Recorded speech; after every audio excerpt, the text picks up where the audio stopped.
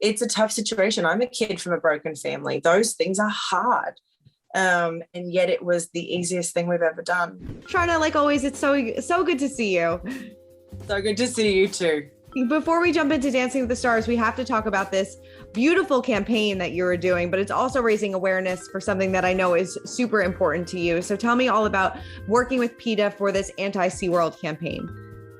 Gosh, it's really important to me because I've been an animal lover since I was a kid. And as a kid, I wasn't aware of what these marine parks were doing to these animals. I went to SeaWorld, I saw Shamu, I thought it was amazing. And then I grew up and I learned just what these animals go through. With, for example, they have like 35,000 feet in the ocean and they have 35 feet in that pool. And when you learn that it really is torturous for them and the way that they forcibly breed their dolphins and impregnate them, it really is. If you imagine being a human in that situation, it's heartbreaking.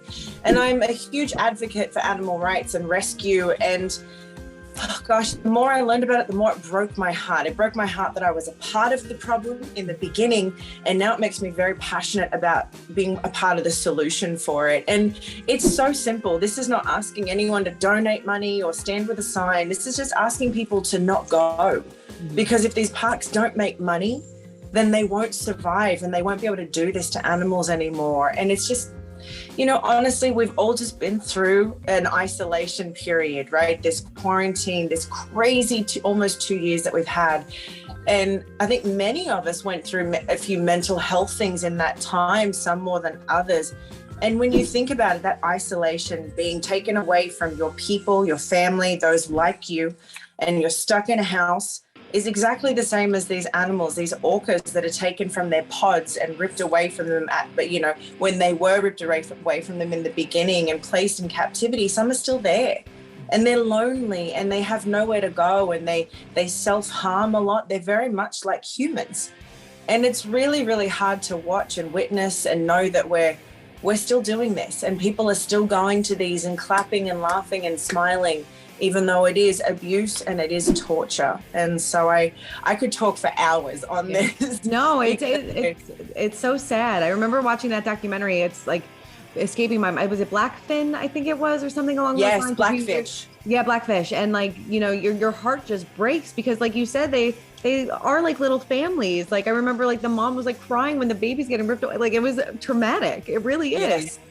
It really is traumatic. They have more of an emotional capacity than we realize. They are beautiful animals with feelings, and I think that we tend to separate ourselves from animals, or some people do, in thinking they don't know, they don't feel because they can't communicate it like we do. But you can hear them crying out in these marine parks, in pain and in loneliness and heartbreak. And you can hear the mothers in the ocean crying out for their babies in loneliness and heartbreak. And I think anyone with a heart, when you hear that, it gets to you. And it is so easy to be a part of that solution by just not going and just not supporting. It is not entertainment. Animals are not for our entertainment. They are not ours to teach them tricks and to abuse them and withhold food from them to make them do what we want them to do. They are not ours for that. They are supposed to be in the wild, in their own habitat, just like we are in our own environment now. And I hope that this campaign can have people truly begin to understand that and just not buy a ticket. Yeah, definitely. And you kind of put yourself in that element. I know you did an underwater shoot for the campaign. I mean, it looked absolutely beautiful. What was it like to kind of dance underwater like that? Stressful, actually.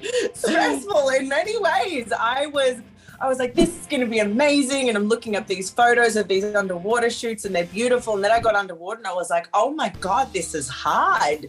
And this whole, obviously I don't breathe underwater, but this whole learning to hold my breath and get under and hold a pose and not look like a blowfish and actually find something that looked good. I wish I could tell you I nailed it. I think maybe 5 photos nailed it of the whole day. Well, they looked fantastic. That's the honest truth. Yeah. It looked challenging, but you made it look effortless. Thank you. So I really appreciate that. Thank you.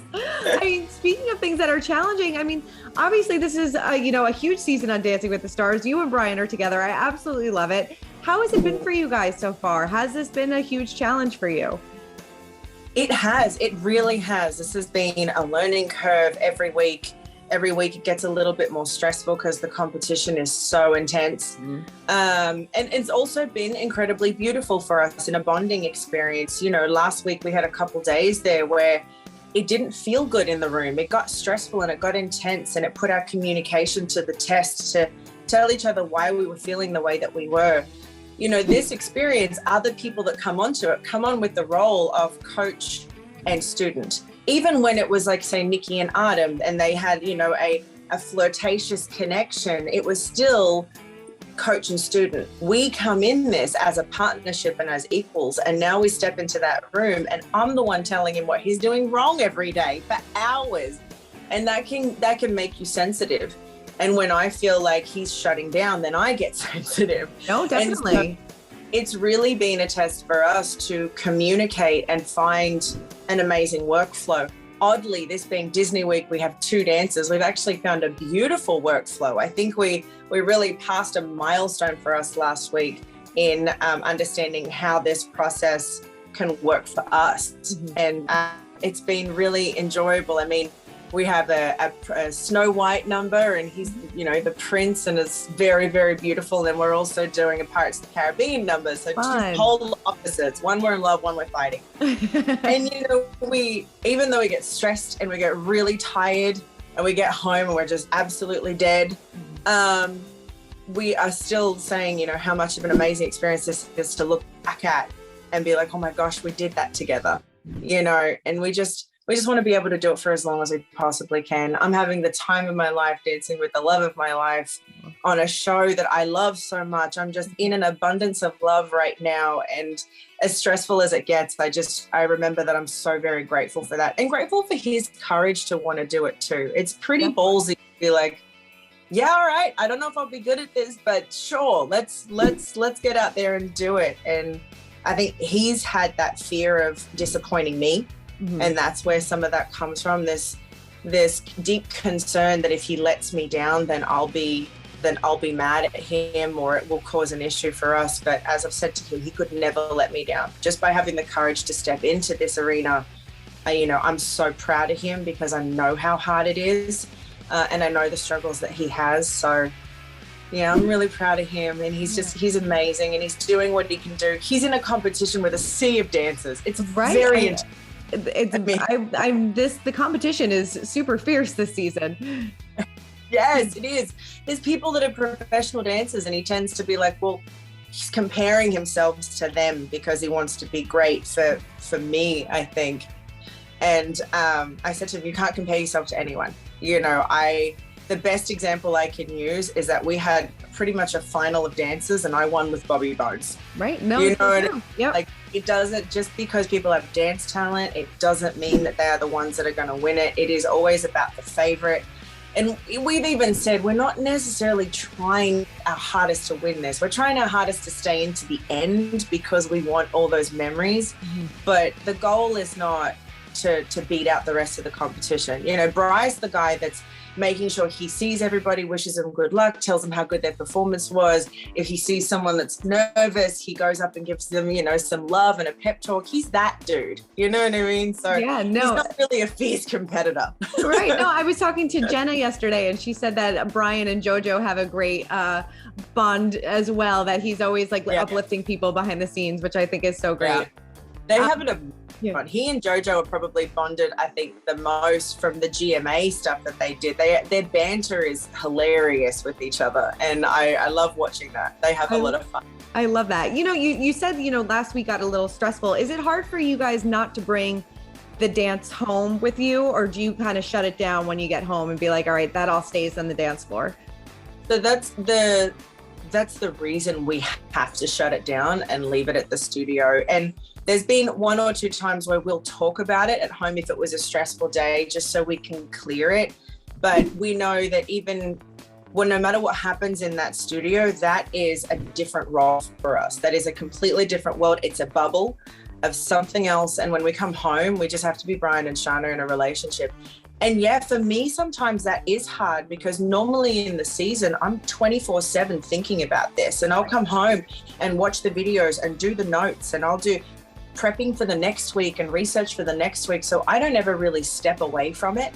So it's really me that has to be conscious and mindful of not bringing the work home and doing my notes and being like, hey baby, I'm going to need you to point your foot on 5 or whatever. You know what I mean? Like, I've got to leave him alone so he can get the air from it.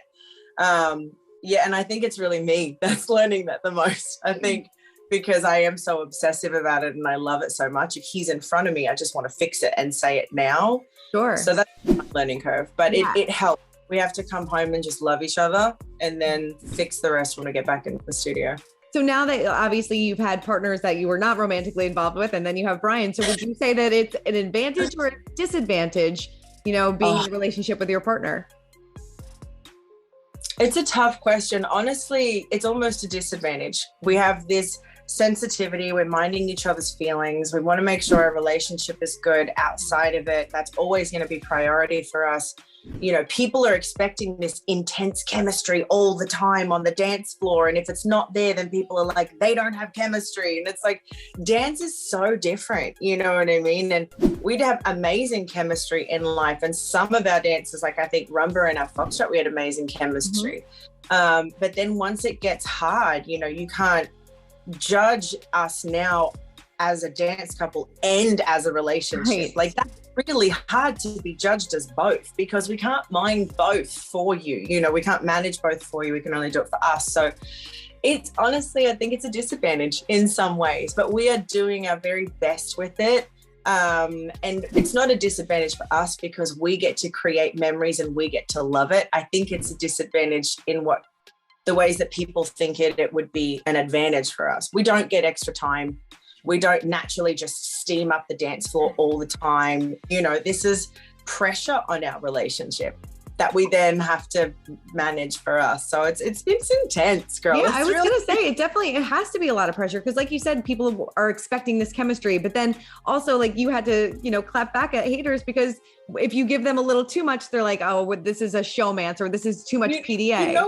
You know what I'm shocked at? That the amount of people that just don't like seeing love. You know what I mean? It's like, oh, they kissed too much. Oh, I'm so over it. We kissed one time on the first show because, oh my God, we survived and we actually did a dance. You know what I mean? Like, we're a real life couple. And I think it's also different for our viewers to see. They people pull out this showmance line and it's like, sure, I understand when you say that about, say, people that are on the show and you're like, are they or aren't they? But this didn't start on the show. This is real life love. And that's what makes it so hard for us too. This is real life. So I don't know, people either love seeing me in love or they're kind of not that, don't want to see me in love. They just want to see dancing. But to each their own. I can't help it. I'm in love. We're in love. We can't hide it. It's literally a part of every single step that we do. But I guess we've tried to not kiss on TV as much so people don't get weird about it. So bizarre. Like, I love seeing you in love. I think it's fantastic. Kiss more. I think it's great. How do you feel like the judges have been on you guys? Do you think that they've been fair? Or do you think that they've been a little harsh? It's really interesting this season with the judges. Like, I can't catch how to make Len happy. I thought last week we might have got him with, we did a very traditional tango in hold after we got off, the stage. And once we took up hold, we didn't break it. We abided by all the rules. And I thought Bri really improved with his dancing. And Len didn't love us so much. Carrie Ann definitely saw the improvement. But I think the judges are doing an amazing job at trying to balance it between truly professional dancers that should at this point be getting 10s in any other, like if it was later in the season. And then also those that are not dancers, it's how do you score that and keep it fair? It is really tough. And they've got probably four people with dance experience. I can't quite remember, but it's got to be hard on their end to make this a fair show because the judges' points do count for 50%, but you want to give everyone a journey at the same time. So, I mean, for example, the comment about Amanda being too crisp and clean, I was like, if we're not going for crisp and clean, shoot, what are we going for? Right. Like, I know entertaining, but like crisp and clean is a goal of all of us. That's what you want. You don't want messy. Yeah. I do think they were a bit harsh on Bri last week, but I also accept that maybe I'm a little bit biased. And I've noticed that I take judges' comments even more personally this season because like I want to defend Bri because he's my man. And normally any other season, I'm like, got it, cool, we'll work on that, no worries. But I find myself internally listening this season and I'm just like, I disagree. You know what I mean? He did so good. I just want to rally for him. How has that been affecting him? Does that kind of get him a little defeated at times? Definitely this last week because he worked so hard and we did have a really stressful week. He wanted, I think, to feel very proud of himself at the end of it. And he did within the dancing. But then when he watches everyone else and he watches, say, like Iman's tango and take away the fact that Danny is unbelievable and I love her choreography and what she did, but they broke hold and they did a lot of things and move as much. And Bri was like, well, why did they get higher scores? Like he's in that space right now of trying to understand, like, what have I got to do to make them happy? Mm-hmm. And I'm letting him know that you've honestly just got to not take it on and let me do that. Let me figure that out. And you just enjoy the experience. Yeah. He's a perfectionist and he wants to do well for me too. So yeah, we're figuring it out. Yeah. Do you feel like I don't want to like, do you feel like judges play favorites sometimes? And should we not have that many people with dance backgrounds on the show? Like, do you think that's a disadvantage? So for me, I think this many people with dance backgrounds is a positive and a negative. Mm-hmm. It's so exciting to watch the dancing level, right? You get so many great pieces of dance every week, but then also at the same time, it makes it really, really tough for those that don't have dance experience, especially now with that judge's save. Mm-hmm. So that judge's save, like, say you're a really, really big fan of a couple that's kind of in the middle but has the potential to grow what this show is still about, mm-hmm. but they accidentally end up in the bottom with a couple that has, way more dance experience, but, maybe not as big of a journey, then you end up losing that couple's mm-hmm. journey of this human growing with dance and expanding with dance. And I think we miss that a little bit sometimes. But, also the judges' save helps us keep some amazing talent that deserves to be on the floor. So, like, I think there's positives and negatives to having so much dance talent. I personally love watching it because I just love, like, cheering everyone on and geeking out over everyone's work this season. But, it does put the pressure on someone like Bri or Iman or those that don't have dance experience. So, but you can't ever make everyone happy, girl. You know what I mean? So true. You also don't want a season of 12 people that can't dance. Right. You know what I mean? Yeah. It's like trying to find that balance. Funny. Yeah, exactly. Yeah, definitely. And I know that you and Brian have been dating, almost a year now or a little bit over? Date today. It is the 7th. We are 1 week away from a year. The 14th. My God, that's crazy. I mean, do you guys have big plans to celebrate? And did you know from very early on that like he was going to be like endgame for you? Because it definitely seems like this is it. First question with the plans, it'll be a Thursday, so I'd say we'll be knee deep in trying to get our dance steps down. That's true. You're like in Dancing with the Stars mode. You're like anniversary plans will wait till after. Yeah. But for me, did I know early on? Honestly, I think I did. I remember it would have been about a month and I was like, this is it. And I was just getting signs from the universe and I really felt it very early on. And I'd been open to this for a long time, right? But for Bri, I knew that he had just come out of something very long-term and very serious. And that was a big part of his life. And I knew I can't rush him into this. I don't want to push my feelings onto him. I don't want to project and imagine what it could be like I just need to show him who I am and hopefully we'll see. And we did have the conversation early on in the first month and a half about whether kids and marriage was still a thing that he would do because that was a deal breaker for me. Mhm. And I was really grateful that he was open to that, he even brought it up, you know, and he said, with the right person, then yes. Okay. Because if I needed to know at that point, I will fall in love with this man in about 3 seconds, because I keep seeing who he is, and I really like him. So I need to know if I need to back out now. Yeah, no, that's a smart thing to do. It's the grown-up girl thing to do. Yeah. Know? Like, you just got, if that's what you want, and I do, I want marriage and babies, you know, I want the fairy tale. And so I needed to know. And I think, honestly, when it was around that time was when I knew. I was like, I think there's something about this guy that's different. I'm more me with him than I think I've ever been with anyone. I don't feel filtered or nervous about anything or holding anything back or trying to project anything to be better than it is with me. I just see him and he sees me. And the best thing I can tell you, it was the easiest thing I've ever done. And I think that's what made it make so much sense.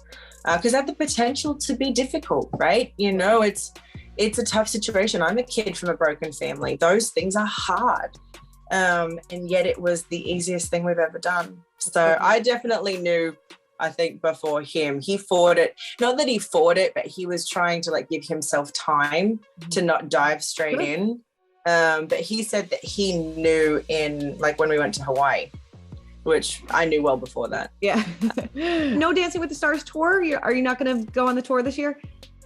It's a tough call for me I love the tour, first of all, and it's definitely not a no. I know they're still needing a couple girls to join, but I'll find it really hard to leave my life for 11 weeks. Mm-hmm. You know, it's different now. Pasha and Daniela have each other. There are people that are, you know, get to have their significant other on tour with them. I can't put Bri on a tour bus for 11 weeks to go around the country. And 11 weeks is a long time. So I don't know that I'll be able to leave for that amount of time. But again, never say never. We'll see what comes up with it. But as of right now, I'm pretty unsure about it. Yeah, totally. Well, Sharna, thank you so much. I really appreciate you taking so much time. I'm totally rooting for you and Brian this season. And it's so great to see you so happy and in love. Thank you, honey. It's good to see you too. All right, you too. All right, have a good day. Bye. Bye.